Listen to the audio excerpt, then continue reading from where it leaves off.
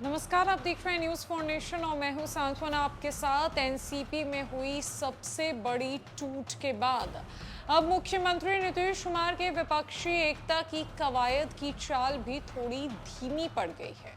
यही वजह है कि उनके पैर भी अब एक अड़ी मार्ग पर ही जा टिके हैं, उससे आगे बढ़ ही नहीं रहे।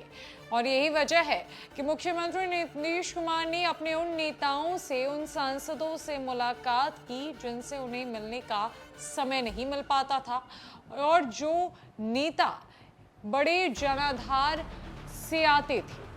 अब कई तरह के कयासों से बिहार का सियासी बाजार गर्म है।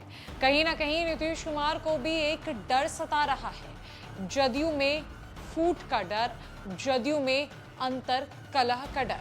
और ये वजह है कि नीतीश कुमार अपने वोट बैंक को समेटने की पूरी कोशिश कर रहे हैं, अपने नेताओं को समझा बुझाकर अपने पाले में रखने की कवायद उनके तरफ से की जा रही है।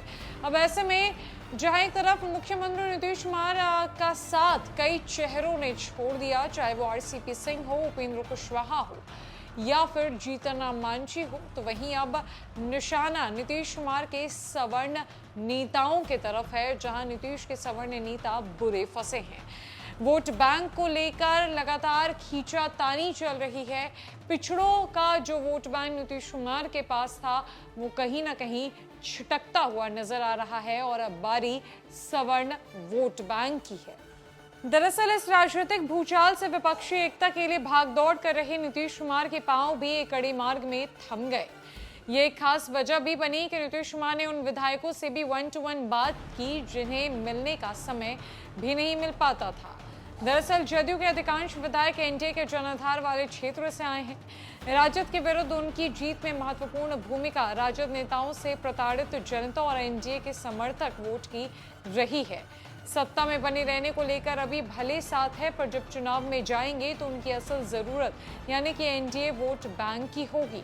नीतीश कुमार अगर आरजेडी के इस जंगल राज के विरुद्ध 15 साल तक खड़े रहे तो इसमें सवर्ण वोटरों की भूमिका प्रमुख थी।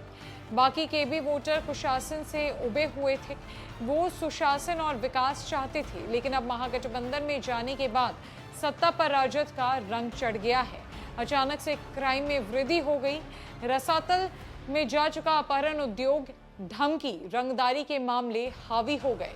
वहीं दूसरी ओर नीतीश कुमार के प्रभाव में अधिकारी विधायकों की नहीं सुनते हैं। हिंदुस्तानी अवाम मोर्चा के राष्ट्रीय अध्यक्ष ने मुख्यमंत्री से मिलकर अपनी बात रखी। हर हश्र पर हश्र क्या हुआ, ये सब ने देख लिया। गौरतलब है कि परवत्ता विधायक संजीव सिंह ये पहले सूचक है जिन्होंने अगवानी सुल्तानगंज पुल पर सही टिप्पणी करते हुए प्रधान सचिव प्रत्यय अमृत को जानकारी दी थी, पर हुआ कुछ नहीं। सदन में भी प्रश्नकाल के जरिए सवाल उठाया, मगर फिर भी कुछ नहीं हुआ। सवाल ये है कि चुनाव नजदीक आने वाले हैं, इन्हें अपने वोटरों को जवाब देना है, अपने विकास कार्यों का जवाब देना है। ऐसे में ये नेता अपने आधार वोट की राजनीति करने को मजबूर है। ऐसे में ना तो एनडीए का वोट मिलेगा और ना आरजेडी के आधार वोट ही। मटिहानी विधायक राजकुमार सिंह हो या बरबीघा के विधायक सुदर्शन की राजनीतिक जमीन भूमियार वोटरों पर ही टिकी है। बेगूसराय में भूमियार वोटर ही निर्णायक भूमिका निभाते हैं। राजू कुमार सिंह गत चुनाव में एलजेपी से लड़े थे और जदयू के उम्मीदवार बोगो सिंह को हराकर सदन में आए थे। पहली बार विधायक बने, लेकिन फिर जदयू में शामिल में भूमियार बहुल क्षेत्र है, जहां हरिजन वोटर अक्सर भूमियार के साथ रहते हैं। चौथे विधायक है पंकज मिश्रा, ये रुन्नी सैदपुर से विधायक है, इनकी भी परेशानी वही है।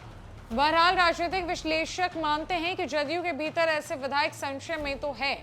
इनकी जीत के खास वोट बैंक के तहत हुई है और वो है सवर्ण वोट और नीतीश कुमार के समर्थन वोट। अब इनका साथ उस राजद के साथ है जिनके खिलाफ ये ताउम्र विरोध की राजनीति करते रहे हैं। अब महागठबंधन के साथ आने पर बहुत कुछ बदलाव तो आएगा ही। उपचुनाव का ही परिणाम देख ले, जहां नीतीश कुमार के राजद से हाथ मिलाने के बाद कई बूथों पर कुर्मी वोटरों से हाथ धोना पड़ा। सच्चाई भी यही है कि राजद कभी भी जदयू का नेचुरल अलायंस नहीं रहा है।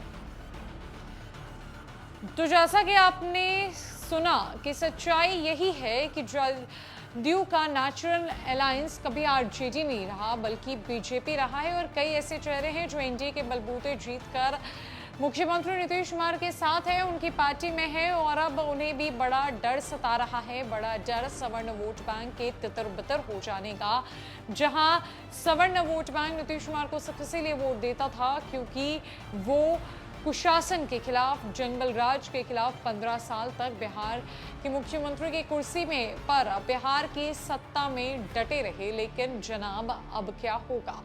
अब रुख सवर्ण वोट बैंक का किस तरफ होगा और सवर्ण वोट बैंक को साधने के लिए मुख्यमंत्री नीतीश कुमार के विधायक क्या रणनीति अपनाएंगे? फिलहाल इस खबर में इतना ही। नमस्कार।